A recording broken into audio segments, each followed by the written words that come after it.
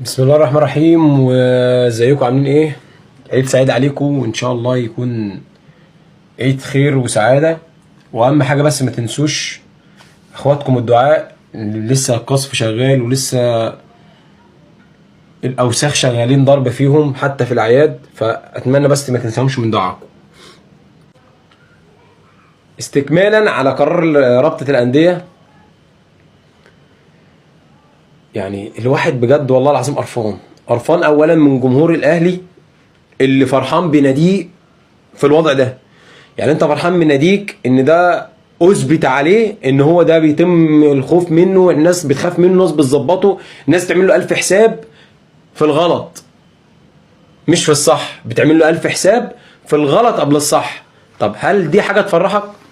هل دي حاجه تفرحك وانت دلوقتي اتاكدت وتيقنت انه 90% ان لم يكن 100% من اي حاجه انت خدتها في تاريخك مشبوهه؟ ايه الممتع في الكره المصريه؟ ايه اللي يخلي واحد يشجع نادي عارف ان المسرحيه اللي دايره دي كلها هو بطلها؟ في بطل تاني وبطل تالت، في كومبارسات، بس في مخرج ومؤلف خايفين من البطل الاساسي فبيدوم دور صغير عشان تبقى المسرحيه محبوكه شويه. طب ايه الممتع في كده؟ ميدو لخص اللي بيدور في مصر في تويته واحده، يعني كرة القدم في مصر لا تستحق المعاناة التي تمنيناها جميعا. يعني حاجة بجد فعلا ما تستحقش وجع القلب اللي احنا عايشينه مع مسؤولين خايفين من الاهلي ومش خايفين من ربنا وما بيرعوشنا منهم.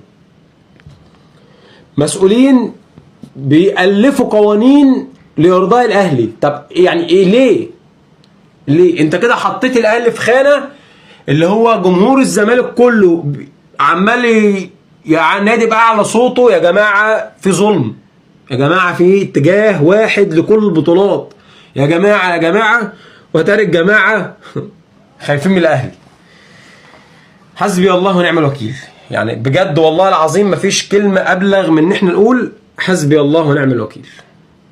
سلام.